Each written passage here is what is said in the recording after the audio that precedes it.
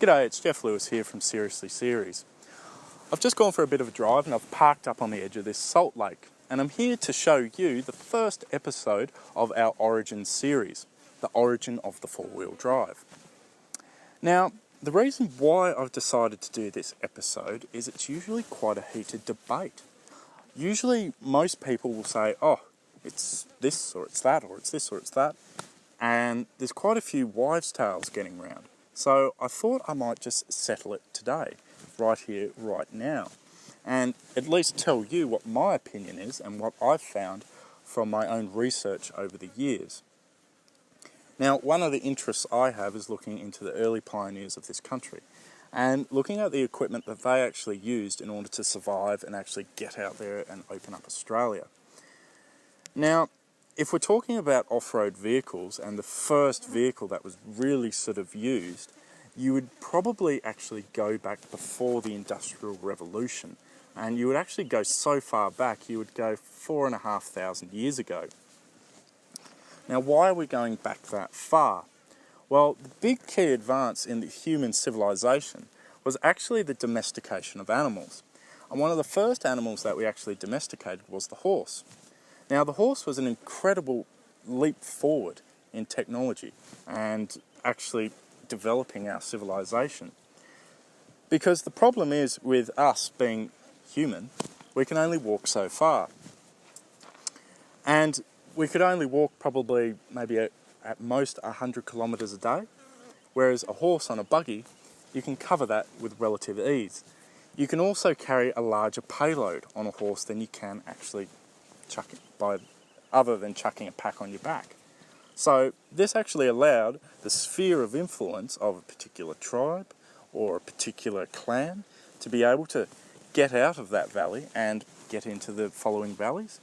A bit more conflict probably happened around the area because of that, but you know, there's no such thing as a free lunch. The horse itself remained virtually the mainstay of transportation and off-road transportation and exploration pretty much for nearly the next, you could say 4,400 years. And it wasn't really until the Industrial Revolution. The steam engine had obviously been harnessed and was used for a number of industrial practices. But one of the key things was the auto engine. And this was an incredible motor. It was very simple, but it used the principles of steam, but applied the very volatile benzene or petrol. But these were virtually the size of this vehicle. So there wasn't much chance we were actually going to fit something into something that we could actually use. And this came down to two gentlemen, Daimler and Benz. Daimler was a mechanical engineer and actually miniaturised the motor. Benz built the car, and they actually made one of the world's first cars, and I believe it was in 1885 or 1895. And this didn't go unnoticed. There was a machinist in America called Henry Ford, and you're probably getting a bit of an idea where this story is going. He saw what this car could do, and he was absolutely amazed by it. And he decided to build his own, and he did. He built it, and he called it a quad cycle, because it literally used bicycle tyres. But it was incredibly unreliable. America at that stage shared a lot of the teething problems that Australia shared as an emerging nation. Australia itself is very vast. We share a similar landmass to that of Europe. We also share a similar landmass to that of the United States, if you don't include Alaska and Hawaii. But unlike America and unlike Europe, we actually share the same population size as that of the Netherlands, which is 30 million people. So the population density is very, very low. Just going on that a little bit further, Australia in itself actually only had a nationally connected and sealed highway unit from the industrial heartland in the east over to the west in 1983. So that's about, 40 odd years ago. We only had a highway that actually linked Adelaide to the south and the port of Darwin, or Darwin that it's known today, in 1941. And the only reason that came about was because the Japanese were bombing Darwin. So we're a very young nation, and we're very, very, very disconnected.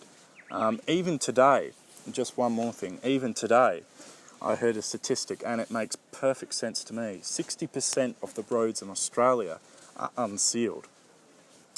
I haven't been on the whole 60% of them, but I've seen quite a lot, and I would agree with that fact. And some of them that are sealed shouldn't be, because they're just horrible. But anyway, and America shared this same problem. It was a huge country. It didn't have a road system. It didn't have a network. They were literally muddy tracks. Henry Ford wanted to make a vehicle that the common man could afford, and he wanted to give the car to the masses. So he had to make sure that the vehicle could handle the environment that it would be used in. So what he did is he came up with the Model T Ford. And this, for me, is the first purpose-built off-road vehicle.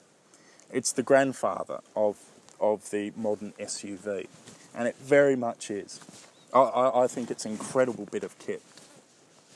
He made it with a powerful 3-litre engine that gave it a top speed, I think, of 45 miles per hour, which doesn't sound very fast by today's standards, which is about, 60, 70 kilometres an hour, which doesn't sound very fast. But when you think about how fast a horse could run, or gallop, and maintain it for, it's actually very impressive.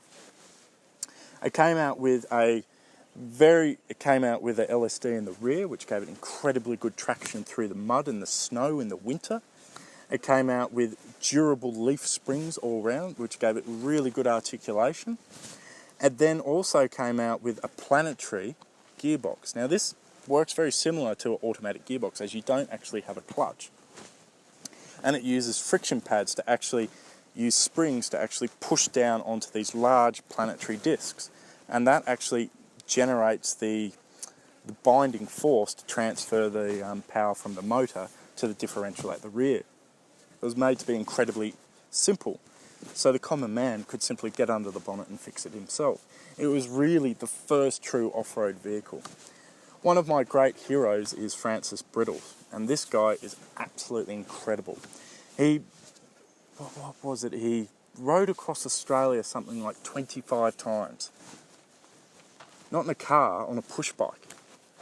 A fixed wheel push bike to begin with. Incredible. And this guy loved them. And the American cars during the 20s and the 30s were very popular here. Much more popular than the British vehicles that were built at the time. The reason being was due to the horsepower tax that was actually implemented in Britain. I think this meant that over a certain amount of horsepower that your car actually generated, you actually had to pay tax on that. Which wasn't much good here for Australia, because we needed a big, powerful motor to get us up over the sand dunes, through the mud and through the snow. So the American vehicles were built for a similar environment to what we have out here. And the Model T Ford really made a big dent here in Australia. And if you want to argue with your mates on which vehicle really opened up this country, it is the Model T Ford, by far, by far. The concept of having an off-road vehicle that was two-wheel drive really reached its pinnacle in the late 1930s. And for me, this vehicle I think is really, really cool. Very, very cheap to build, incredible off-road capability, and it is the Volkswagen, or the Volkswagen Kampfwagen, I think it is, or more commonly known as the bathtub-mobile. This had a 900cc V-twin magnesium alloy block motor, air-cooled, in the back. It had an LSD in the rear. But one of the real cool features about the car is it actually is a monocoque design and has a flat bottom. So on the eastern front, this allowed the German army, who was using these vehicles, to actually be able to just slide across the top of the mud and use the back vehicles virtually as propellers to propel the vehicle along. One of the testimonies that I've actually read was actually a trial that was done after World War II. And they compared the World War II Willys Jeep to the bathtub-mobile, or the Volkswagen Kampfwagen. And it was really interesting, the findings that I found. They actually said the off-road capability of the Volkswagen was actually far better than that of the Jeep, or if not the same. One of the key advantages was having an air-cooled motor. If one of these things are coming at you and you pull out your Lee Enfield or your bar rifle and you go and you start shooting at it, you're going to be shooting at the front, but the motor's in the rear. So you're not actually you'll get the driver, but you won't actually get the motor in the rear. So it means that they were incredibly easy to keep going and to actually keep service and actually in action. So they were a very, very effective vehicle. But that was sort of the last gasp of the two-wheel drive off-road vehicle. The reason why we sort of saw more of an emergence of the off-road vehicle in the late 1930s was due to an increase in the payload of weapon systems that we used at the time. We'd all be familiar with the idea of blitzkrieg and tanks and how tanks were so influential in the Second World War. Well, to keep a tank running, you need machine gun ammunition, you need parts, you need oil, you need fuel, you need shells, a variety of shells after 1943, because you could then quite easily fire high explosives and armour piercing, and then later sabot rounds. But you needed a vast variety of stock that had to be taken out to the front line. So you needed a vehicle that could actually carry this. And so they realised that the tried and tested motorbike / sidecart couldn't do this anymore. And it was the Americans that actually came to save the day. America towards the end of the late 1930s was finally starting to get their economy back on track. And one of the things that they developed was the Jeep. And it's a little bit of a long story, so I'll cut it a little bit short. But it was actually a small trailer company called Willys that actually built the Jeep, the first prototype at least. But they didn't have the industrial capability that Ford had to actually mass produce these things, and they did. They mass produced something like 600,000 of these in 5 years. Like, that is just astonishing. You get a whole production line of cars now and you're lucky if you're getting a couple 100,000. 600,000. These were used on the Eastern Front, they were used in the Pacific, they were used on the Western Front, they were used in the desert campaigns of Libya, Egypt, Tunisia. They were everywhere. And I bet there's still a couple kicking around on farms out here. They were incredible, the impact that they actually had. The Russians and the Japanese also came up with their own versions. The Russians did a direct copy of the Jeep, which is no surprise. You know, they do like to copy quite a few cars. And the Japanese made their own version too. And these were obviously tailored to their own needs and their own environments that they were going through too. After the war, though, there was a bit of a problem, particularly to the late 1940s. These wartime Jeeps were starting to get very tired. They were starting to be very dilapidated, and it was really hard to keep them going. The reason why it was so hard to keep them going is you couldn't actually get the spare parts readily. If you wanted to start a motor, you couldn't just go down to Repco and buy one of them. You actually had to call the factory. And if you called the factory, you couldn't just get one. You had to get 6 of them, or 12 of them. You couldn't just buy one of them. And anyway, this plight was answered by a guy called Wilkes. And Wilkes worked for the Rover car company. Now, Britain after the war was hit dramatically. The only car companies that could actually get access for steel was those that were actually exporting to the colonies or exporting to the world market. And Rover really hadn't developed anything since the mid-1930s. They'd been too busy building Comet tanks during the Second World War. So Wilkes needed a Jeep for his property. He needed one that he could actually use for a few other things. And he needed it so he could actually service it and maintain it. So surprise, surprise, he came up with his own. He came up with the Series 1 80-inch, which shared a similar wheelbase, or virtually exactly the same wheelbase as the Willys Jeep. It used all the components, or pretty much nearly all the components out of the Rover saloon cars, so it was very easy to develop. And it had a transmission brake, could be fitted with a PTO unit.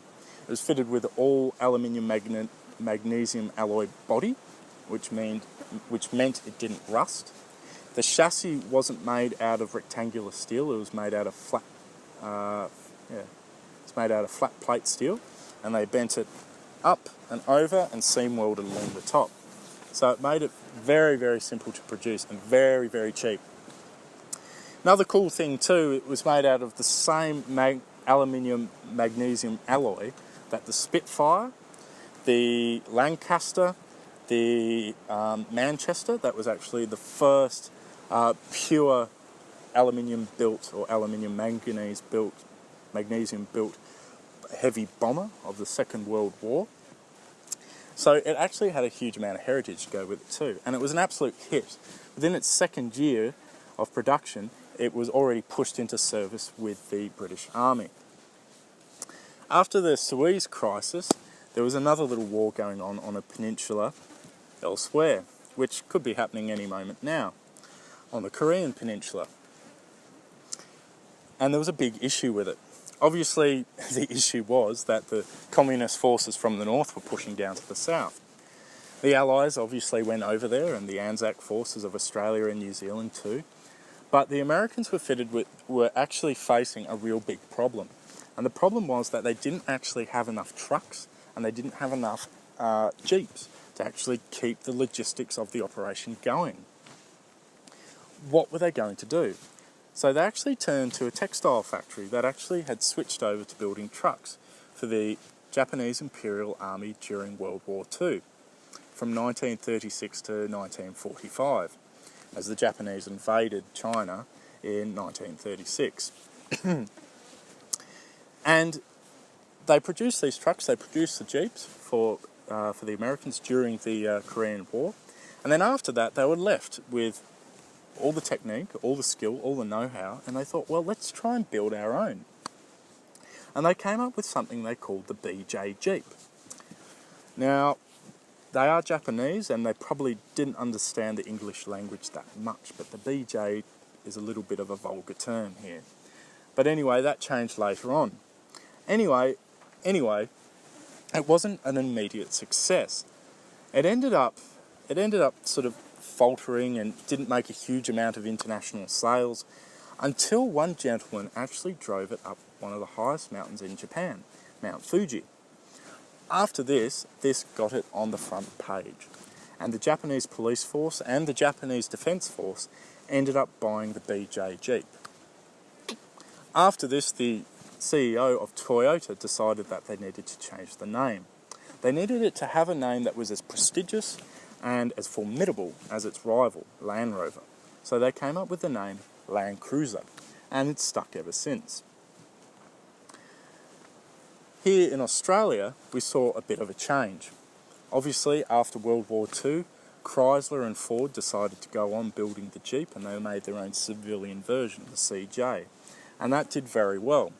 Land Rover was certainly one of the mainstay vehicles here, and helped out with a number of large-scale industrial programs, such as the Snowy Mountain River scheme, which the Land Rover was used on, and also the Land Cruiser. Coming into the 1960s, we saw another kid come on the block, and that was by Datsun. This was the G60 Patrol. And the G60 Patrol mimicked, or sort of half-copied, the actual Land Rover. But Datsun had built trucks too. So they actually used a similar train of thought to that of Land Cruiser, as they used truck differentials and axles, they used truck gearbox, truck transfer case, and truck motor, 4-litre straight 6 petrol motor with a 3-speed gearbox. And these were all built out of pig metal too. And this pig metal, a lot of the scrap was actually left over from the Japanese Imperial Army from World War II. So the steel quality wasn't exactly great, and that's probably why we don't see a lot of them getting around today. But they were an incredibly effective vehicle.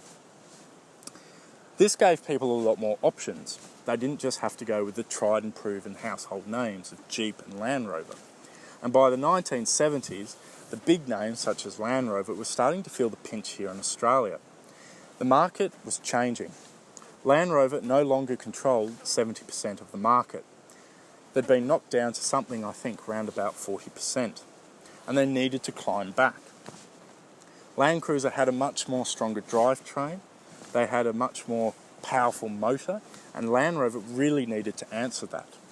The Australian Army was also on the lookout for a vehicle that would actually be able to answer their needs by having 760 by 16 inch tyres and having a 3 litre diesel motor and a much larger payload.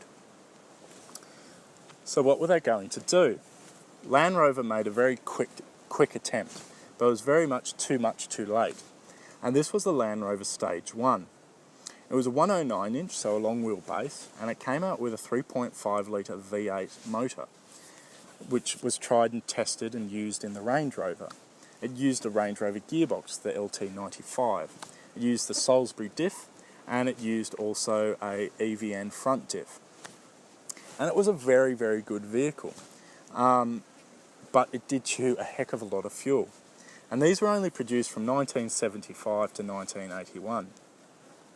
The 80s were really where we saw a quantum leap in the true four-wheel drive vehicle, and really led up to what happened in the 1990s, obviously. The key cornerstones that happened in the 1980s, by my book, is that we had the Defender, the 110 that came out in 1983. This had a central differential, same as the Range Rover, but it had a tried and trusted Land Rover Series 3 body on it that had a few different changes and a little bit of changes to its alloy that actually made up its body. It came out in the 2.25 litre diesel, the 2.25 litre petrol, the 3.5 litre V8.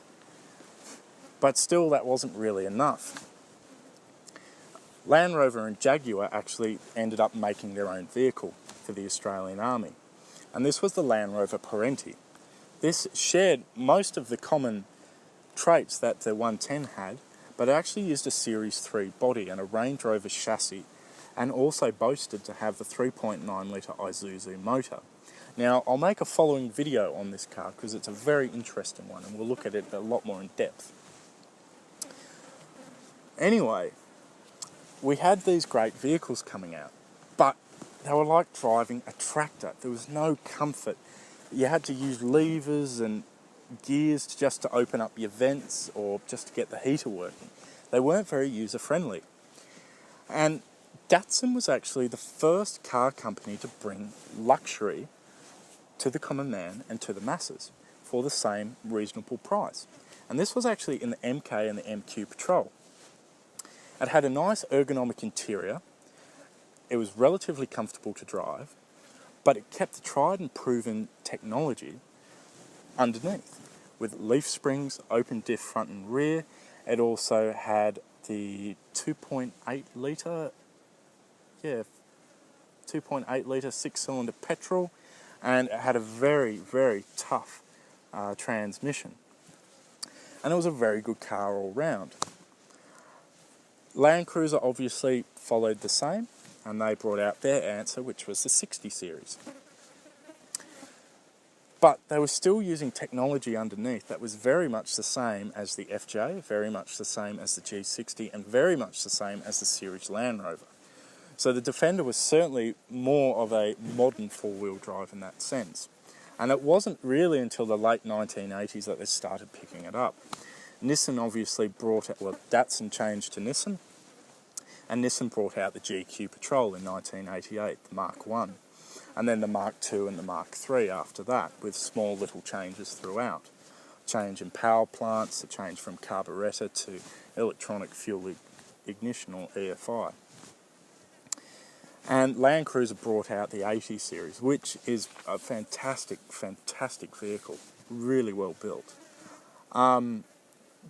But the 1990s for me was probably the last gasp of the true four-wheel drive vehicle, and probably the best compromise.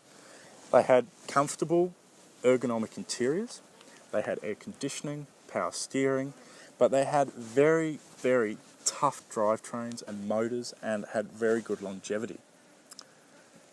Sadly, getting to the end of the 1990s, emission controls were getting a lot more tougher. And into the early 2000s, we saw a lot of the motors that were tried and tested and proved very well over the last 40 years. Sadly, we had to chuck them in the grave. These were such as like the TD5, which for a lot of people That's not such a sad thing. And the TD42, which was a real sad motor that we all had to lose. It was fantastic. Really didn't change that much since its conception, but it just goes and goes and goes. The TB42, obviously that changed into the 4.5 litre straight six, and these are patrol motors. And the Land Cruiser slowly phased out and got softer and softer with the 76 series. And now I think they're onto the 79 series. And they had to lose the straight six. So today we've got an interesting group of four-wheel drives that we have to pick out there on the open market. But next time you're in the showroom looking around, just bear a thought of where they've actually come from. They've all come from humble beginnings, and they've really all come from either the Land Rover, or the Jeep, or the Model T Ford. Whichever one you say, they've all got little bits of technology, origins, that it all draws back to the same place. Where are we going from here? Well, who knows? All I can say is that computer technology is going to become more and more and more important in each four-wheel drive that keeps coming out. The Disco 4, as I've said, has 5 computers on board, which is incredible to think. I think a lot of it's got to do with people maybe not having patience, people wanting and demanding a lot more out of their vehicle, and I think people just wanting to get out onto a track, press a couple buttons, download an app so they can drive like Michael Schumacher. Well, the fact is it just doesn't work like that. You have to get out there and you have to keep working at it. And, you know, the struggle is what makes it worthwhile. The harder you work to get up that dune, the more worthwhile it's going to be when you get to the top. And that's really what it's all about. So just remember, the next time you're looking through a magazine and you're looking at these four-wheel drives and going, oh, where did that come from and what was this? Remember a little bit from this video, that they've all shared the same source point. Anyway, thanks for watching this video. If you haven't subscribed to the page, please click on our YouTube channel and subscribe. If you haven't visited our Facebook page, Seriously Series, like it, love it, follow it. And if you want to watch this video in chronological order and you want to keep seeing these videos, please visit seriouslyseries.com.au. Please scroll down the bottom and please click on the donate button and give what you can. Okay, I look forward to seeing you in episode 2.